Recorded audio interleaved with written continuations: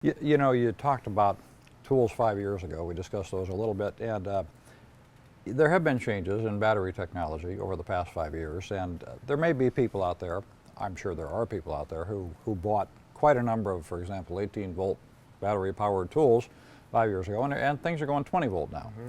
So what's that person going to do if they've got a good supply of 18-volt battery-operated DeWalt tools, Right. and you know, they maybe want to use 20-volt batteries? You've got to see, you've got a way, right? We have a question. That question gets answered or asked us a lot, and we have the answer for it today. Yeah. So today we do have the 18-volt to 20-volt battery attachment. And what this will actually allow you to use is today's 20-volt batteries in your 18-volt tools, Right. which is something that we haven't been able to do before, and allows us to really start to bridge that gap. So for folks that are invested in that 18-volt system, usually batteries are one of the things that they either misplace or they need to replace on a more regular basis. Mm-hmm. This allows them to purchase towards the future. So they can buy into the 20-volt batteries today, and then when they want to add on to an existing tool, they can purchase the 20-volt tool. Because there's a lot of 20-volt tools that, because of reasons we talked about, we can do in the 20-volt platform. Right. Brushless motors is a big part of that, but we haven't been able to do in the 18-volt. Right. This allows people to put both of those systems together. So you're not locked into one or the other. You can adapt with newer tools if that's what you want or need to do.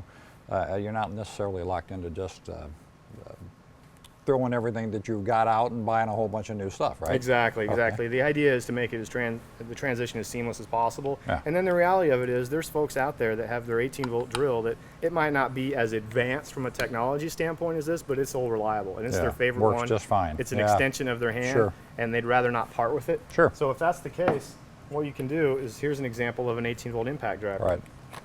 18-volt battery. Mm-hmm. I can now take my adapter, plug it in, and now I can slide a 20-volt battery on. So I can take a 20-volt battery,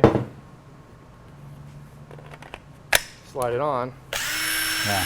and away I go. Yeah. It makes life a lot simpler for people who maybe are stuck in that quandary. What do I do? Do I need to get rid of everything I have and get all new stuff? And that's just that's makes sense to do it that way, There'll be right? several different ways to pick it up. Yeah. You can buy that attachment just by itself, or we'll also Right. have a 20-volt starter kit. So you'll get two of the smaller batteries, the adapter, and a 20-volt charger all packaged together as well. So any of the old 18-volt tools you've got are good pickings, good choices for that kind of an adapter and that I would kind say of upgrade. it's about 95% of the 18-volt tools that we manufacture, that adapter will qualify That's for. gonna work There's going to for. be a few Good. that it might not quite work with, but for the most part, it's going to cover your bases. Great, great. Okay.